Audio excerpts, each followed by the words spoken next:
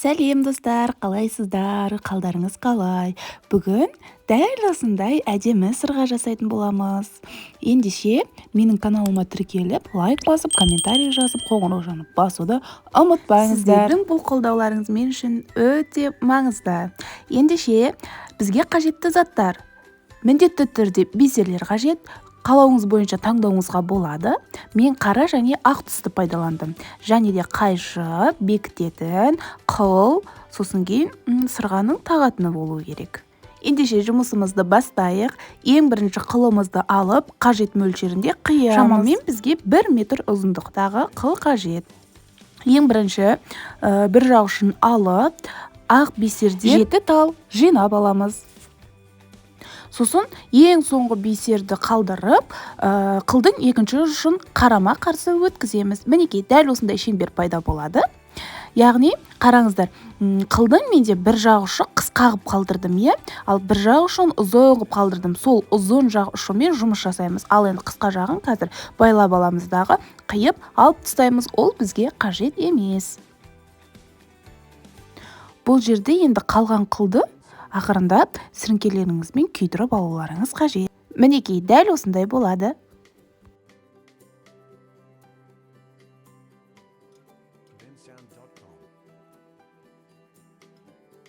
Келесі жұмыс, жаңағы қылдың ең ұзын ұшын аламыз.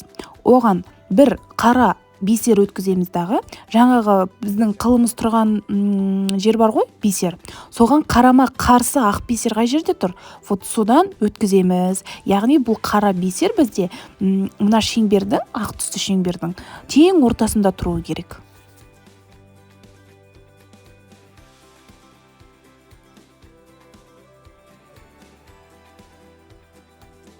Мінекей, өткізіп алдық. Енді ұзын қара түсті бисерден біреу аламыз. Сосын ақ түсті домалақ бисерден біреу алып,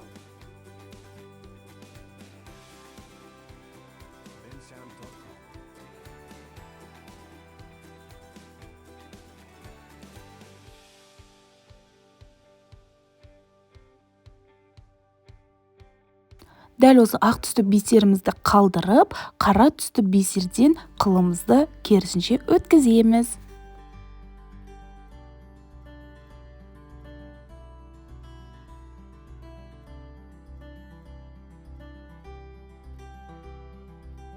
Енді келесі жұмысымыз, қараңыздаршы, бізде қара ұзын бисеріміз екі ақ бисердің ортасында тұр.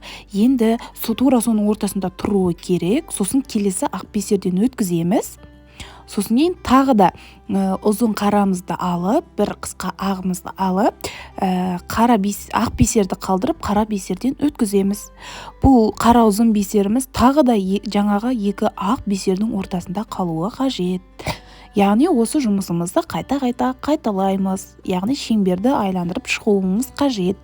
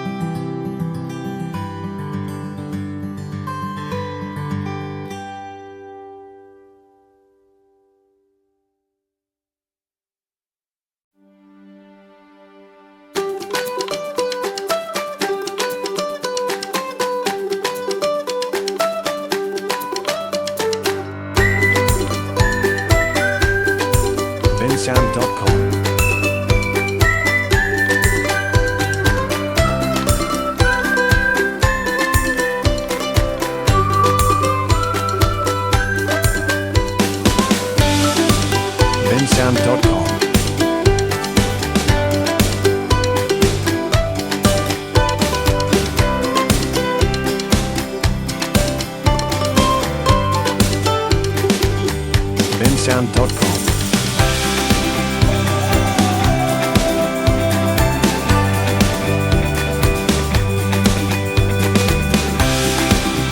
bensound.com. Мінекей шеңберімізді айландырып жасап болдық. Енді видеодағыдай қылымызды өткізіп аламыз. Одан кейін тура осы екі ақ бисердің ортасына біз қазір бисерлерімізді дізіп шығамыз. Яғни екі қара, бір ақ, екі қара. Яғни барлығының ортасына тура осылай дізіп айландырып шеңберімізді тағы да бір айланып шығамыз. bensound.com.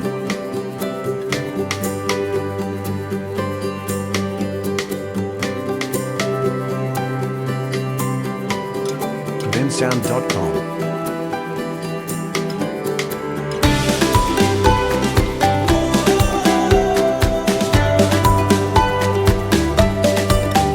bensound.com.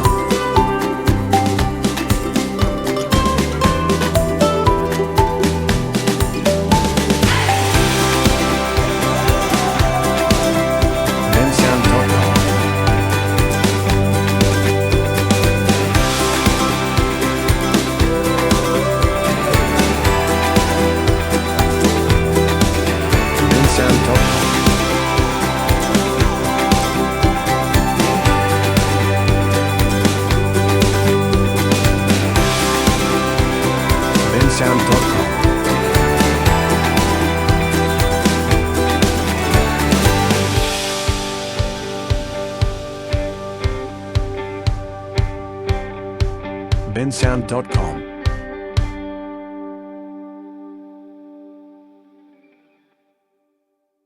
Мінекей достар, шеңберімізді жасап болдық. Енді біз жұлдызшалар сияқты қылып шетіндегілерді жасап шығу керекпіз. Ол үшін бізге екі қара түсті бисер және бір ақ түсті бисер керек. Видеоға қарап бірге жасайық.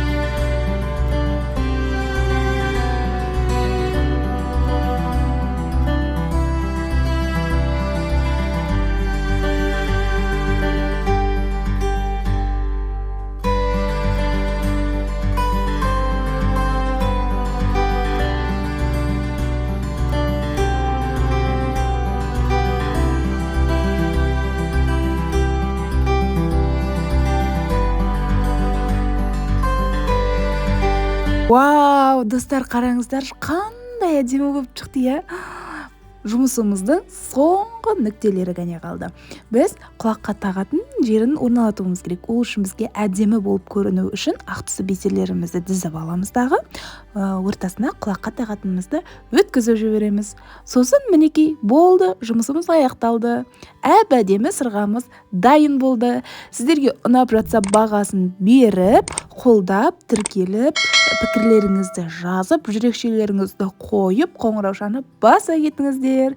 Назарларыңызға көп-көп рахмет. Келесі кездескенше.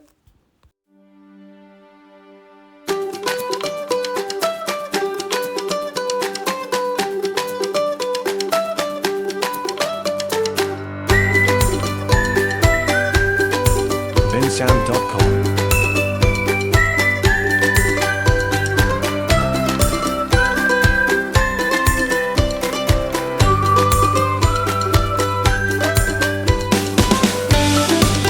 bensound.com.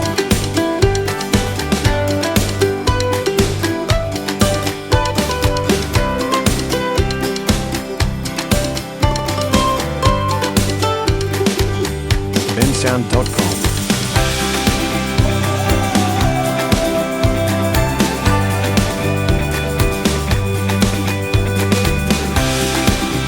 bensound.com.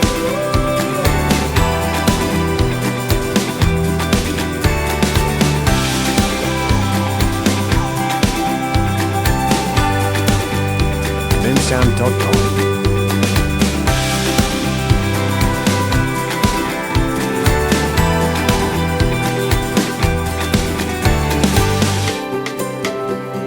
bensound.com.